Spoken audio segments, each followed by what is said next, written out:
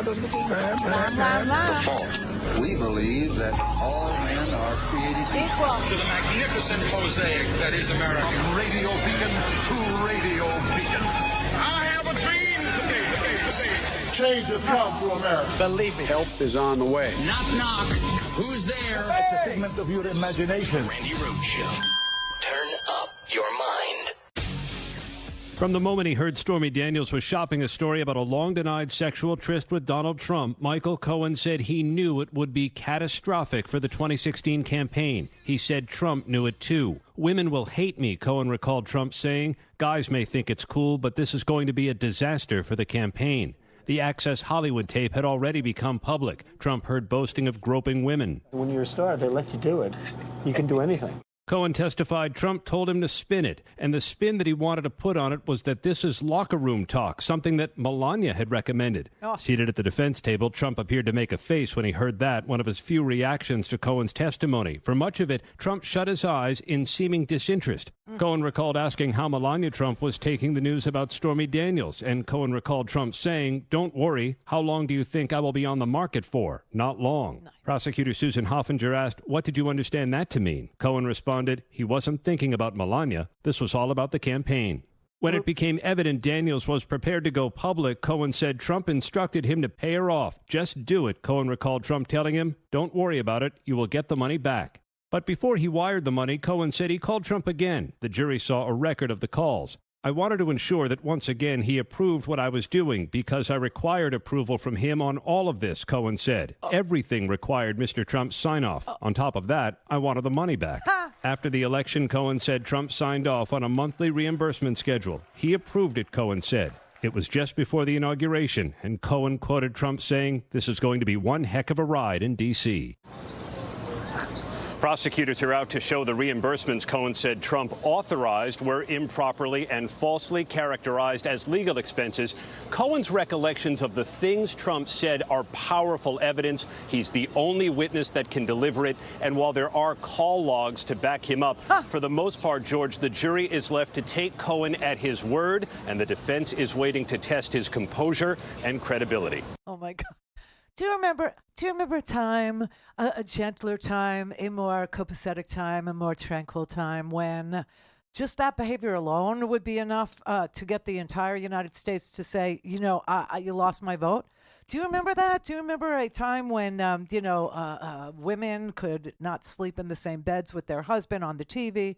But now you can sleep with anybody you want. You can falsify business records in hush money payments to those women ahead of an election that are payments that are in excess of campaign finance laws contributions. And so you've got a misdemeanor, falsifying business records in the state of New York in service of another crime, which then makes that other crime a freaking felony. And still people are considering giving him their vote. And, I don't know. The cross-examination apparently has started of Michael Cohen. I have a feeling this is it. This is the end of the trial. They will do, it's like 3 o'clock Eastern time. So I'm guessing there'll be an hour of sidebars because it looks like that's the kind of combative thing that the defense is going to engage in with one Michael Cohen because that's all they have. They don't have anything to counter the documents, the tape recordings, the checks, the call logs that link Donald Trump to the payments for the campaign. They don't have anything. They don't have anything to counter all these factual pieces of evidence that clearly show that Donald Trump was trying to use his business as a cover for paying 2 women. Well, I shouldn't say 2 because, Michael Cohen paid one and the David Pecker paid the other one.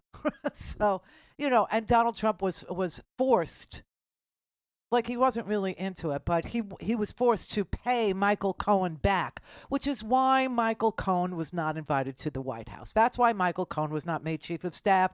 That's why Michael Cohen, his wartime consigliere, was no longer needed in D.C. once Trump got elected. And everything was predicated on once Trump got elected. You know, you heard the testimony, and the testimony was such that they were trying to delay paying Stormy Daniels, and we remember this from the time, right?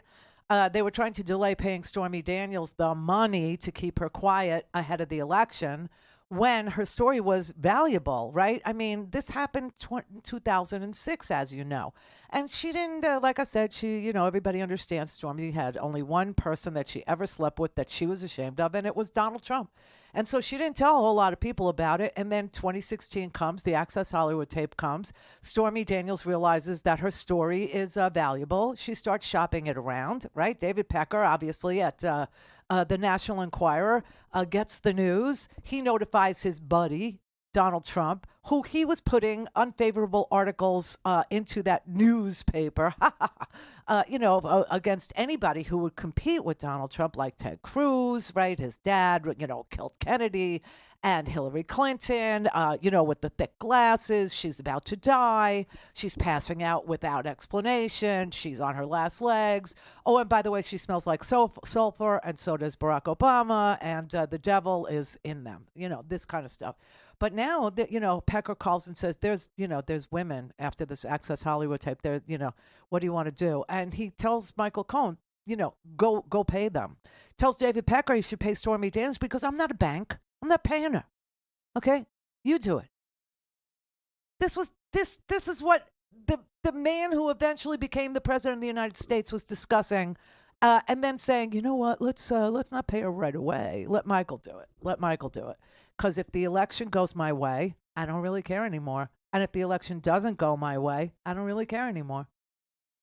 Seriously. So Michael Cohen gets into this, position with Donald Trump, that he's on the hook for this money, and he wants Donald Trump to pay him back. So Donald Trump pays him back, but Donald Trump, pays him back in increments, and Donald Trump has to somehow disguise those payments because now he's president. And from the Oval Office, he's writing these installment checks to pay back Michael Cohen in the Oval Office at the desk as president of the United States, which says a lot about Michael Cohen's tenacity because, Donald Trump, once he was president, didn't give a damn about anything. He didn't care. I mean, he was like, listen, I can call SEAL Team 6. I could kill because you can't indict a sitting president. Can't do it. Can't have it. Cannot happen. So Michael Cohen and him, I don't know, they sort of had this meeting of the minds where he understood that Michael Cohen was, kind of a mob lawyer, and he could make life difficult for Donald Trump because he knew where all the bodies were buried, not just these two. And so he decided, Trump did, that it was worth his while to pay. So he paid. Michael Cohen ends up going to jail for this, and other things, tax fraud for the taxi company that he was running. Right, he had taxi medallions. He ran, a taxi cab business, and he lied. Also, he lied to Congress about how many times he and Donald Trump spoke to Russia. He lied about how many times Donald Trump and him spoke to Russia about the Trump Tower deal. He testified to Congress 3, but the real answer was 10. He was charged with perjury. That's what the perjury charge was. It had nothing to do with the hush money payment. It had to do with obstructing the Mueller investigation. The Mueller investigation, which Roger Stone was also found guilty of doing. And Roger Stone actually got himself, 40 months, I think. 40 months in the federal penitentiary, but Donald Trump pardoned him. But you see, this all goes back to that time when they were all covering up everything. Because Donald Trump was thinking, hey, listen, if I don't win, at least I'll get the Trump Tower deal in Moscow by doing these favors for Vladimir Putin.